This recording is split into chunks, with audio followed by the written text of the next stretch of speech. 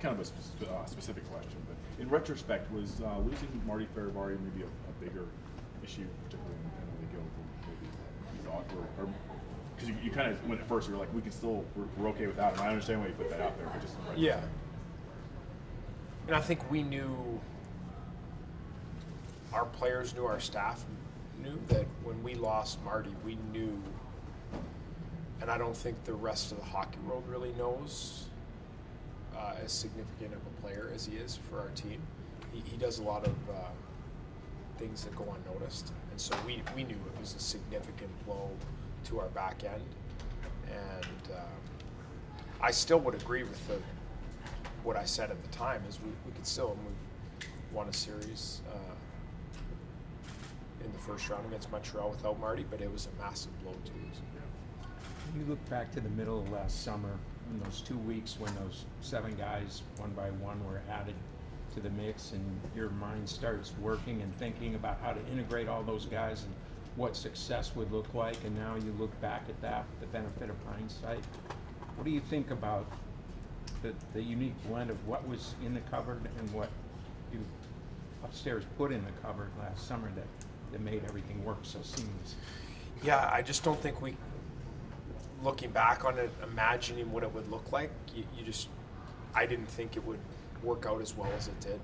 And the way the guys came in and played, the way the group meshed together, so those players that we added and acquired, their ability to fit into the bigger picture, the group, and how seamless that was, but also their individual success this year.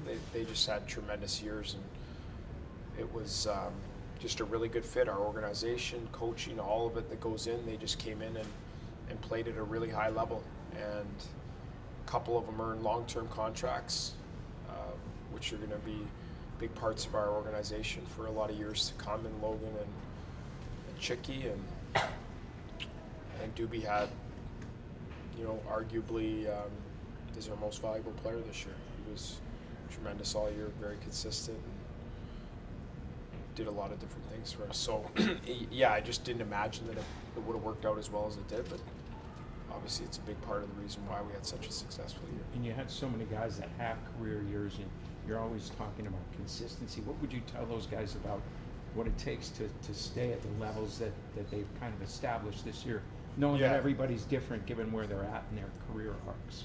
Well, and I still think all the guys that we've mentioned and the guys that set career highs still have a lot of room to grow.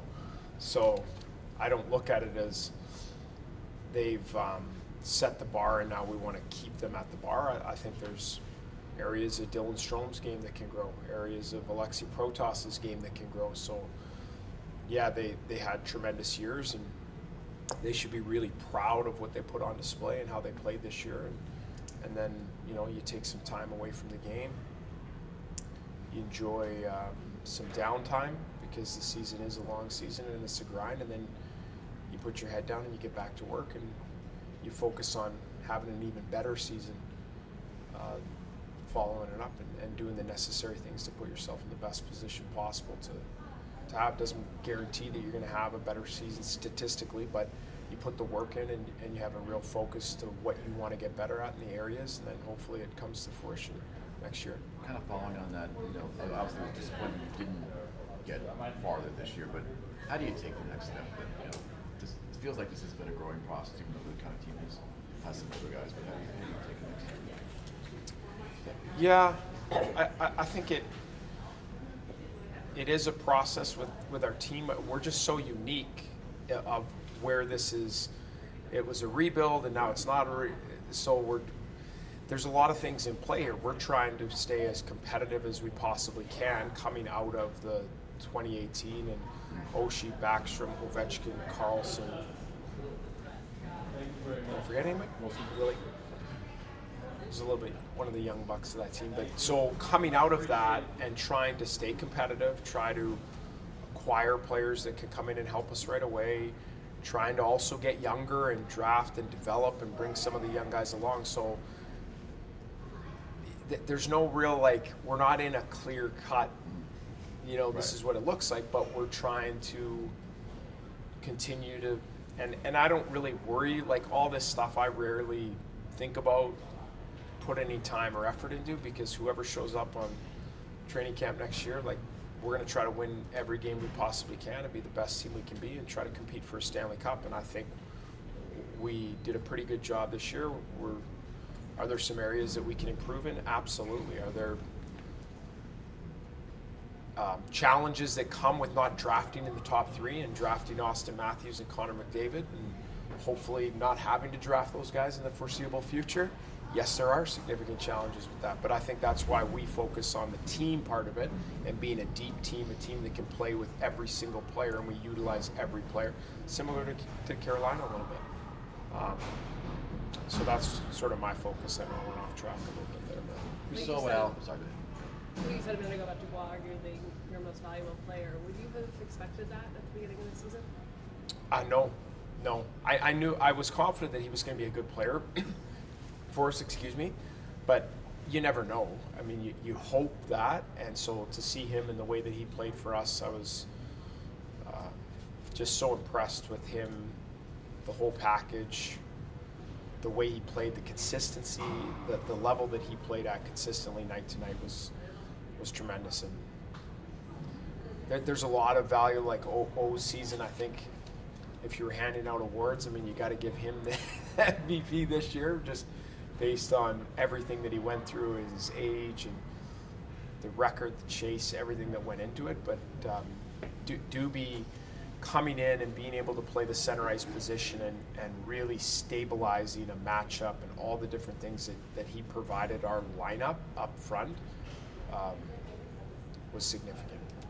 You've been through this day a number of times over the course of your year. It's really only a happy day when you win that last game, but given expectations and everything, does this feel a little bit less like sweeping out the ashes than usual on this day? It seems to me like there's more hopefulness than usual on this day at this time of year. I would agree with that. Not internally inside my body right now, no. Yeah. I get that. It just sucks anytime that, because it doesn't matter. Like a lot of people, well, you know, Caps weren't supposed to do this or whatever it might be. You when you get into the grind, whether it's in the season or in the playoffs, and you win, there's hope. I don't care what seed you are. I don't care, underdog, favorite, that there's hope, and you believe. And so it's really, really difficult to, when that doesn't happen, to draw out all the positives. That usually takes a few weeks for me, at least, and we will. Like I said the other night, this year and everything that went into it, from starting the year and being picked to finish out of the playoffs and whatever place in the Metro by majority of people in the hockey world, and just to come out the way that we did, the season we had, the new acquisitions, O's chase, breaking his leg, all the different stuff that we went through this year to win 50 games, to win the division, to win the Eastern Conference, to chase down that record as a group, because I really do think that we're going to reflect a lot on that. And it was they'll write stories about it was a group chasing a record. It really was, and you could feel it every night of the team chasing those goals. So yeah, would you love to finish the story and the last chapter would be us winning the Stanley Cup? It'd be unbelievable, but nonetheless, I'm sure in a few weeks or in a month or so, we'll be able to reflect on a lot of the positives. Philosophical question for you here. So, you guys are on the rise. I think Carolina had a breakthrough this year. Yeah. It reminds me of like the 2010s when it was Capitals, Penguins all the time. So you're probably going to have to go through them at some point to take the next step. Do you have to change what you're doing, knowing that you're probably going to have to go through them at some point? Some changes, but we got to get better at what we're doing. We got to continue to get better at it. And, you know, and I know this isn't, it doesn't make it any easier, and you want to be the team, but like I said the other night too, winning in the playoffs, as much as you hope that a second or third year player can just go in there and play his absolute best in the second round or in the cup finals or in the conference finals, it's really hard. And I noticed that in that Carolina series, so we had 11 guys playing in the second round for the first time in their career. I read that stat, which I was like, because again, people look at us as the 2018 team. Really, it's only Willie, John, and O. And where they're at in their careers is different than where they were in 2018. Yeah. So you have all these guys going through the second round for the first time. And what I see, like I said the other night, you got to tip your cap to Carolina, because a lot of our shortcomings, you can't go and say this player A didn't look like he did in the Montreal series. What happened to player A? Well, Carolina had a lot to do with why player A looked like that. So my point is, and what I'm getting at is, Carolina's been through it. Aho's played 83 playoff games. Like, they've gone through this. They've gone through 7 years of learning what it takes to win in the second round. Then they get to the conference finals. They stumble there. Okay, we go back to the drawing board.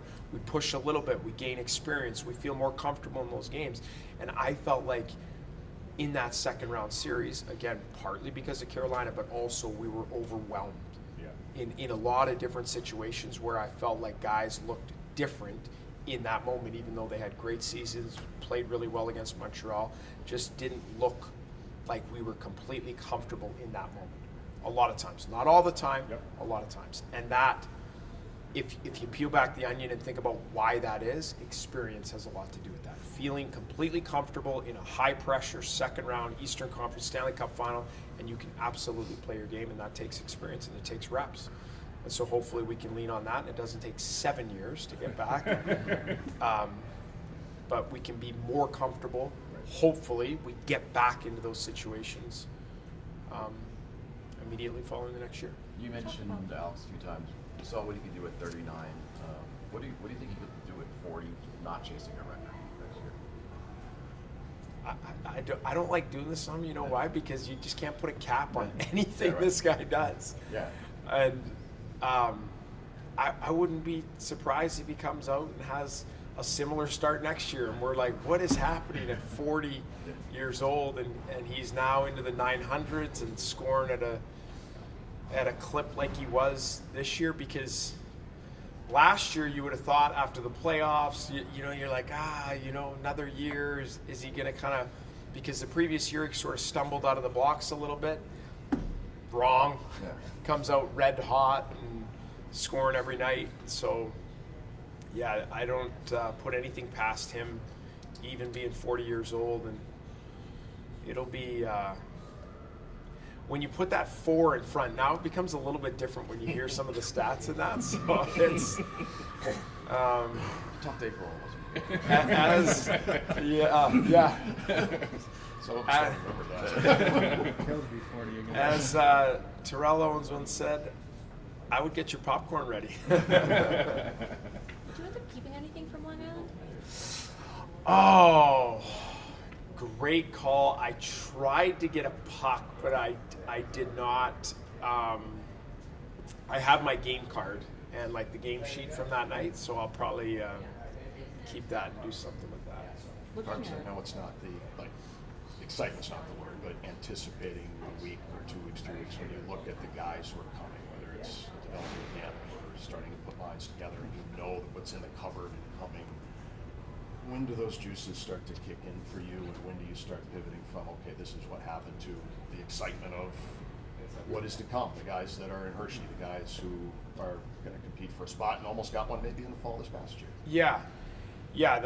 That's something as a fan base, as coaches, as management, is something to be really excited about, because in literally 2 years, the whatever you want to call it, the prospect pool of the Washington Capitals has gone like this, through some of the drafting and the players that we've been able to acquire and hit on. It looks like, now there's a long way to go, but it looks like we've got a lot of really, really talented young players that, are a few years away or right on the cusp. So that's, anytime you have that, that's exciting, because you're look to the future and you feel like it's in good hands for years to come. Now, as we know, you have to be careful and curb young players. It does take time, and we just saw that with arguably our best young prospect. It's a hard league, And to step in here and just be a quote-unquote difference maker is very, very rare, especially on a team that is expecting to win every night. Totally different situation to step in and play well. No disrespect, good friend of mine on the San Jose Sharks. Totally different situation because they are building for the future. So Macklin Celebrini, Will Smith, whoever, go down the list, they're able to take their lumps, and the fan base, management, and the coaches understand what's going on. Okay, we're developing these young players in an environment where we're going to take our hits. That's not the situation here, right? So young players, it's harder for them to have success and step in because what do you expect every night? The Washington Capitals to win, score goals, be productive on the ice. It's hard for a young player.